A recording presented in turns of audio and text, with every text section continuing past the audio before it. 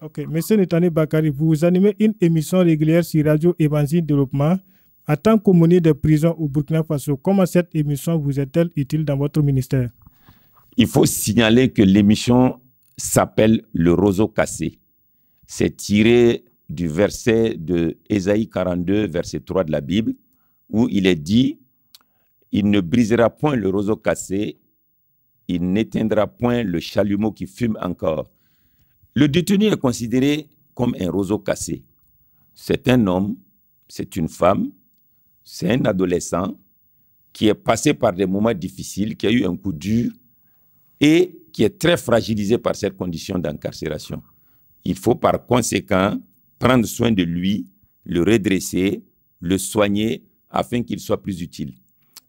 Donc, nous avons estimé qu'il faut un peu faire connaître le milieu carcéral à la population.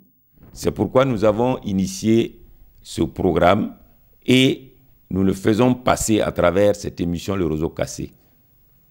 Alors, vous visitez les prisons. Combien de prisons vous avez visitées jusque-là? Notre vocation s'entend sur toutes les prisons du Burkina Faso. Nous couvrons l'ensemble des prisons, mais nous sommes beaucoup plus concentrés sur la capitale, où nous avons d'ailleurs 3 grandes prisons. Il y a la maison d'arrêt et de correction de Ouagadougou, appelée Mako. Nous avons également une autre prison qui s'appelle la prison de haute sécurité, qui a été construite, qui est un peu excentrée à la sortie de la ville, sur la route des Ignarés. Et nous avons également la prison qu'on appelle Maka, la maison d'arrêt et de correction des armées, qui est régie par un autre régime. La prison est un lieu de détention pénitentiaire. Elle est composée de plusieurs parties.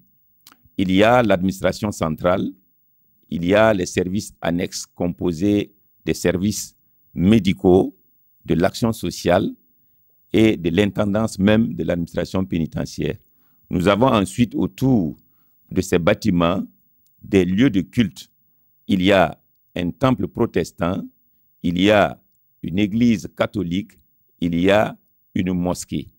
Ensuite, nous avons une cour centrale de promenade, cour dans laquelle les détenus, chaque matin, sont autorisés à descendre pour s'aérer et s'oxygéner.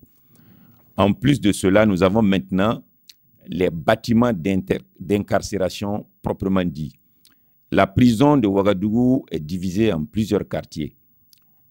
Vous savez que, conformément aux textes internationaux, il y a obligation de séparer dans les prisons les détenus femmes, des détenus hommes, ainsi que des mineurs. Donc, nous avons un quartier qu'on appelle le quartier des femmes, communément appelé à la Mako le QF. Alors, combien de prisons comptons au Burkina Faso? Grosso modo, nous en avons 25 à l'heure actuelle. Alors, comment vous rencontrez les détenus? Pour accéder à la prison, il faut avoir un agrément.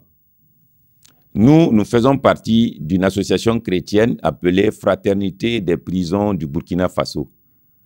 Nous sommes une association qui a souscrit à tous les dossiers pour être reconnue comme une association au niveau du pays. Est-ce que vous avez contact avec les familles des détenus? Oui, nous avons contact avec les familles parce que dans nos missions, que je vais rappeler d'ailleurs, il faut souligner que la plus importante consiste à témoigner de l'amour de Christ au niveau des prisons. Ensuite, rendre visite aux détenus, conformément à ce verset de Hébreux 13, verset 3, où Jésus dit, ou Paul dit, pardon, « Souvenez-vous de ceux qui sont en prison. » Dans certaines versions, c'est libellé « Souvenez-vous des prisonniers. » Notre deuxième mission consiste à également enseigner ceux qui se donnent à Christ au niveau des prisons. Faire d'eux des disciples. La troisième mission consiste à leur porter assistance. Nous avons l'assistance psychologique, l'assistance spirituelle à travers l'écoute, l'assistance alimentaire, matérielle et également au niveau de la santé. Alors, nous constituons aussi, quatrième mission, l'interface entre le détenu et l'extérieur. Nous pouvons effectivement lui permettre de se rendre compte de ce qui se passe au niveau de sa famille, au niveau de la communauté, en essayant d'amener des lettres, d'amener des commissions dans les deux directions. On a un programme spécial que nous avons initié qui s'appelle dans le sigle anglais Angel Tree, l'arbre de l'ange.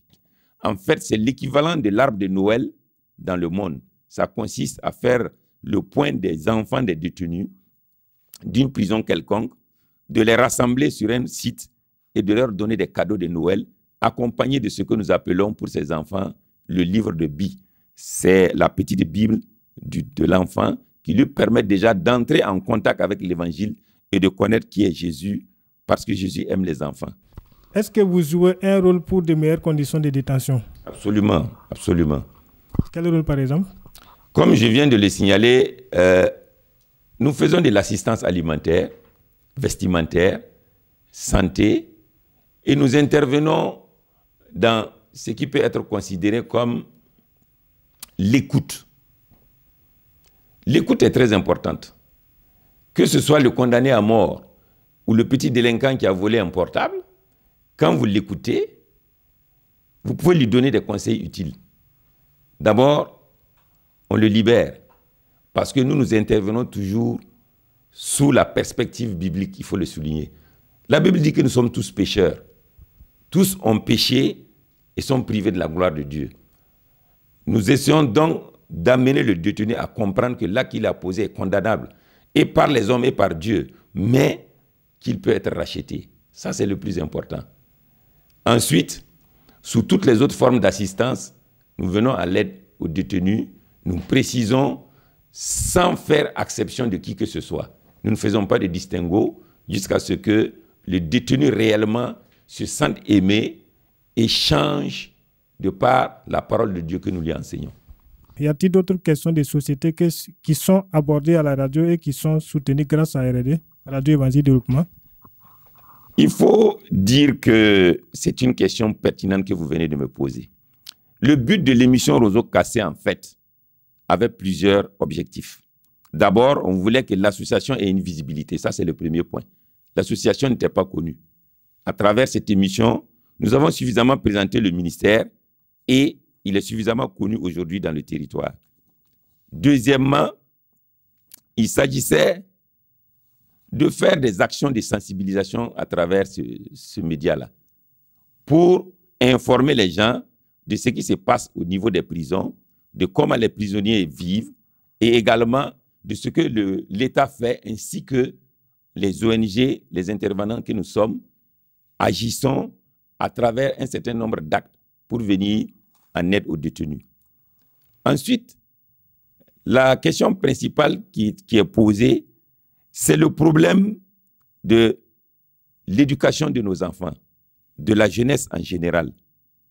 Alors, l'émission que nous faisons donne des questions utiles, pose les problèmes de fond et les conseils utiles, pardon, autant pour les jeunes, les parents, les éducateurs, ainsi que définir le rôle de l'Église au travers de certaines missions spécifiques pour pouvoir aider cette population. Enfin, il y a cette question de présenter le milieu carcéral, de permettre aux uns et aux autres de comprendre que s'il y a des gens qui sont appelés à ce ministère, qu'ils peuvent effectivement exercer leur don, leur appel au travers de beaucoup de canaux dans les prisons. Voilà un peu les buts principaux que nous visions en faisant cette émission à travers ce canal-là qui est RED. Un mot pour conclure.